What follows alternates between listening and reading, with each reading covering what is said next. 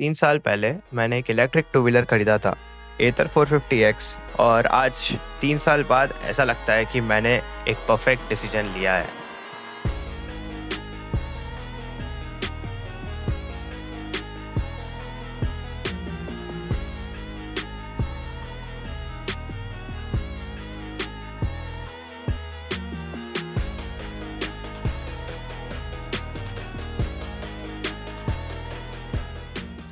सो हाँ गाइस, 3 साल हो गए मुझे एथर 450X के साथ। और फ्रैंकली टाइम कैसे निकला उसके बारे में मुझे कोई आइडिया नहीं है। और मैंने इस व्हीकल को अराउंड 23,500 किलोमीटर्स चला लिया है। ये मेरी इलेक्ट्रिक लाइन की पहली गाड़ी थी। इसके बाद मैंने अल्ट्रावायलेट X47 का एक रिव्यू वीडियो डाला था और वो परचेज़ की थी, और ये जर्नी मेरे लिए एकदम अमेजिंग थी। मुझे आप सबको इसके बारे में और डिटेल में बताना है। बेसिक स्पेसिफिकेशंस सबको स्किप करता हूँ, सीधा रियलिटी और रियल लाइफ सिनेरियो के बारे में और डिटेल में बात करते हैं। सबसे पहले ये बात करते हैं कि मैंने एथर 450X ही क्यों लिया। 3 साल पहले हमारे पास इलेक्ट्रिक फील्ड में इतने ऑप्शंस थे ही नहीं। हमारे पास ओला था या तो फिर चाइनीज़ इलेक्ट्रिक स्कूटर्स थे। ओला के बारे में तो सबको पता ही है। एग्जैक्टली और दूसरे चाइनीज़ इलेक्ट्रिक स्कूटर्स काफ़ी बुरे थे। बहुत ही कम रेंज, लेस पावर देते थे और बहुत सारे प्रॉब्लम्स रहते थे। मैंने एथर 450X इसीलिए लिया because of these 3 important reasons: tech, maps, power और कॉस्ट। टेक क्योंकि मुझे आधे से ज़्यादा तो रास्ते पता ही नहीं होते थे, मैं घूम जाता था, और सबको ये बात पता है। Okay, back to the topic. तो जब मैंने एथर की डिलीवरी ली तो मुझे समझ गया कि मेरी परचेस 100% वर्थ इट है। और ये वो जो फीलिंग थी वो मुझे आज भी आती।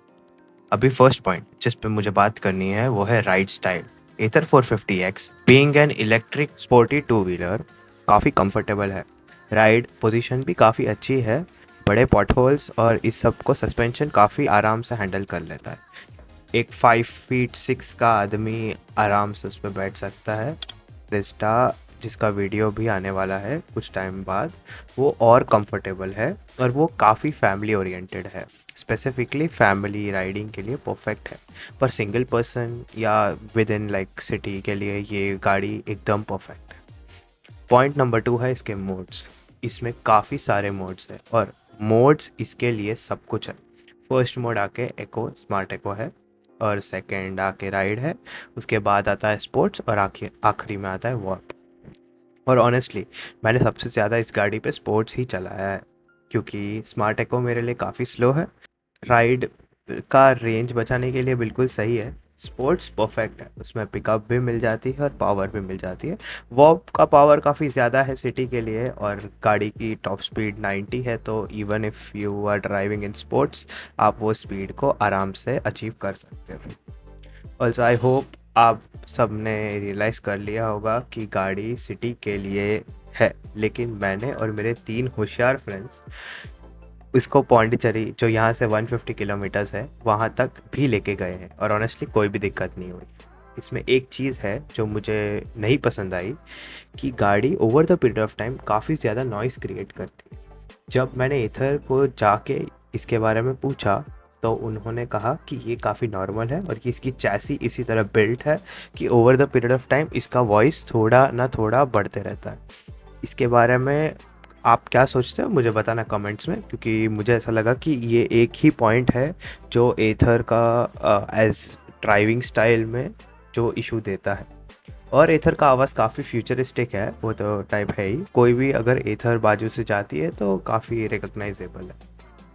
पॉइंट नंबर 3, अभी सबसे मेन जो जिसके बारे में बात करने वाले हैं वो है रेंज।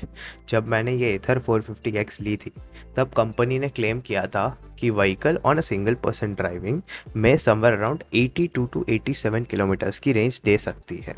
और सच बजाओ तो मुझे आज भी उतनी रेंज स्मार्ट एको में मिल जाती है। कभी ना कभी 1 या 2 किलोमीटर का बफर होता है, यानी अगर स्क्रीन 90 या 87 कुछ दिखा रहा है तो हाँ, मुझे 85 तक तो मिल ही जाता है। तो इसका ट्रू रेंज जो फीचर है, जो स्क्रीन में एक्चुअल रेंज इसका दिखता है, वो 99% एक्यूरेट है। तो इससे मैं एक चीज़ समराइज़ कर पाता हूँ कि एको में मुझे 85 किलोमीटर्स की रेंज आराम से मिल जाती है, राइड में 78 किलोमीटर्स की रेंज भी मिल जाती है, स्पोर्ट्स में कहीं न कहीं 64 से 65 किलोमीटर्स की रेंज मिल जाती है और वॉक पे ऑब्वियसली 55। एक चीज़ का ध्यान रखने की ज़रूरत है, मेरा ड्राइविंग स्टाइल थोड़ा-सा ज़्यादा एग्रेसिव है, मैं थोड़ा ज़्यादा फास्ट चलाता हूँ। But for a normal person इसका रेंज इससे काफ़ी ज़्यादा भी हो सकता है। ये एक डिस्क्लेमर होगा क्योंकि मेरी ड्राइविंग स्टाइल थोड़ी ज़्यादा फास्ट है। मैं एक वीडियो डालने वाला हूँ नेक्स्ट जिसमें मैं एक रेंज टेस्ट करूँगा, तो उसके लिए भी आप सब्सक्राइब करके रखो ताकि आप वो वीडियो मिस ना करो। ओके, ऑब्वियसली जो नए मॉडल्स आ रहे हैं एथर 450X के, उसके पास काफ़ी इंक्रीज्ड रेंज है in the same battery pack. यानी मेरी गाड़ी है जेन 3.1 जो मैंने परचेज़ की थी, ओके। और ये गाड़ी का जैसा मैंने बताया उतना रेंज है, पर आजकल जो व्हीकल्स है वो लोग को काफ़ी ज़्यादा रेंज में मिल रही है इन द सेम एथर। यानी जो 2026 से 2025 एथर है वो काफ़ी अच्छी रेंज देना स्टार्ट कर चुकी है। इसका मतलब ये है कि उनकी बैटरी ऑप्टिमाइजेशन भी काफ़ी अच्छी हो चुकी है। अभी बात करेंगे चार्जिंग के बारे में। मैं जो बात करने वाला हूँ वो है 0 to 100 का। 0 to 100 मेरी गाड़ी आराम से 7 आवर्स में फुल चार्ज हो जाती है, यानी एक ओवरनाइट फुल चार्ज काफ़ी है इसके लिए। यानी आप रात को आओ, एक 1 कितना भी परसेंट में आपकी गाड़ी हो आप लगा दो उसको और सुबह आपकी गाड़ी फुल चार्ज हो जाएगी विदाउट एनी इश्यूज़। और एथर आज जो नई मॉडल्स आ रही है एथर की, वो आके 5 आवर्स में भी चार्ज हो जाती है बिकॉज़ उसका थोड़ा एक अपग्रेडेड चार्जर आता है। ऑब्वियसली उसके लिए आपको एक हायर रेंज का एथर लेना पड़ेगा, उसके साथ आपको वो चार्जर, अपग्रेडेड चार्जर उसके साथ आपको मिल जाता है। और इसके अलावा मेरे को सबसे इम्पॉर्टेंटली इसका पब्लिक चार्जिंग नेटवर्क के बारे में बात करना है, जो आई थिंक इंडिया का सबसे बेस्ट चार्जिंग नेटवर्क है इलेक्ट्रिक स्पोर्ट टू व्हीलर्स के कनेक्शन में। हर 7 से 10 किलोमीटर में, मैं अभी चेन्नई में रहता हूँ, तो हर 7 to 10 किलोमीटर्स में मैं आराम से एक ना एक चार्जिंग पॉइंट स्पॉट कर ही पाता हूँ विदाउट एनी इश्यूज़। एथर का चार्जिंग कॉस्ट भी काफ़ी नॉमिनल है, 1 रुपीज़ पर मिनट के हिसाब से चार्ज करते हैं। सो समवेयर अराउंड 40 मिनट्स में गाड़ी 70% जितनी चार्ज हो जाती है। एक और चीज़ नोट करने की बात यह है कि तुम सिर्फ 80% तक फास्ट चार्ज कर सकते हो, तो अराउंड एंड अराउंड समझ लो 50 मिनट्स में आपकी गाड़ी 80% फास्ट चार्ज हो जाएगी। अभी नेक्स्ट पॉइंट रहेगा टेक के बारे में। एथर एक कम्प्लीटली लोडेड व्हीकल है with lot of tech inside. ये गाड़ी एक 7 इंच टच स्क्रीन फीचर के साथ आती है, ब्लूटूथ सॉन्ग चेंजिंग का ऑप्शन है, नेविगेशन है, सारे सेटिंग्स है। अभी आगे आगे पॉट होल अलर्ट्स आ रहे हैं, लाइव क्रिकेट स्कोर्स आ रहे हैं और काफ़ी सारी चीज़ें। अभी तो व्हाट्सअप नोटिफिकेशंस भी आते हैं, आप डैशबोर्ड में वो नोटिफिकेशंस को पढ़ सकते हो। और ये एक बहुत अच्छी चीज़ है क्योंकि एथर हर एक साल में एक नया अपडेट लाता है जो इसका यूआई को कम्प्लीटली चेंज कर देता है। क्योंकि ये गाड़ी का यूआई इसका सबसे बड़ा यूएसपी है। सिर्फ इसका मैप्स का और नेविगेशन का part over the period of time मुझे फील हो रहा है कि थोड़ा सा लैगी हो गया है। आप देख सकते हो वीडियो में कि किस तरह थोड़ा सा लैग आपको मैप्स में दिखता है। इसका सबसे बेस्ट पॉइंट यही है कि इसका ऐप सबसे बेस्ट है। इसका ऐप काफ़ी रिलायबल है, काफ़ी रिच इन्फॉर्मेटिव है, सारी चीज़ें काफ़ी क्लियरली दिखा देता है। आप बहुत सारी चीज़ें अभी ऐप से कंट्रोल कर सकते हो और इससे वेल लुकिंग ऐप और well constructed no glitchy app I don't think market में एट प्रेजेंट अवेलेबल है।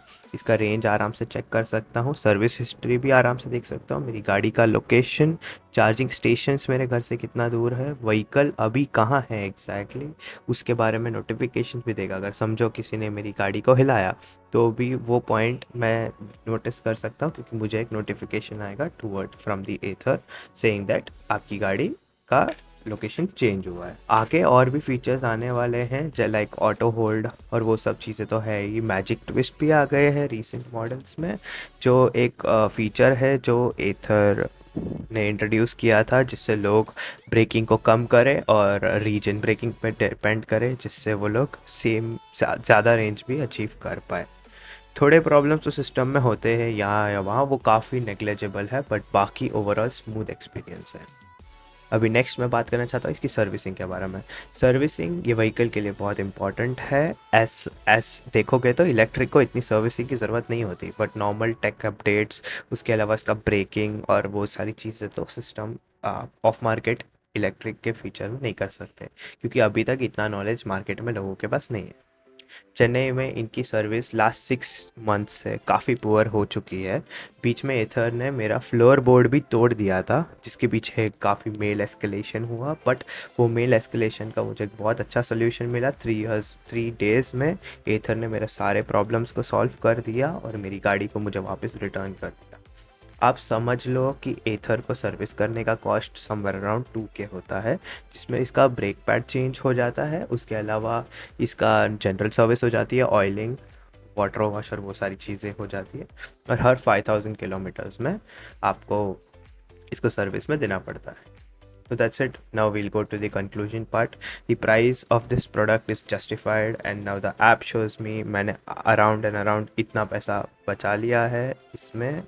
और एक और चीज़ ये देखने की बात है कि मैंने ये व्हीकल को ROI के लिए नहीं परचेज़ किया था, मैंने इसकी टेक्नोलॉजी, एक्सपीरियंस, पावर और फैसिलिटीज़ के लिए इसको परचेज़ किया था। बस दैट्स इट। आई थिंक मैंने सारी चीज़ें इंपॉर्टेंट सारी चीज़ें को कवर कर दी है वीडियो में। आपको कोई और डाउट्स है तो मुझे प्लीज़ कमेंट सेक्शन में दे दो, मैं सारे के सारे क्वेश्चंस का रिप्लाई कर दूंगा। अगर आपको ऐसे और वीडियोस चाहिए तो प्लीज़ एक लाइक हिट करो। बाकी thank you for watching the video. Bye bye.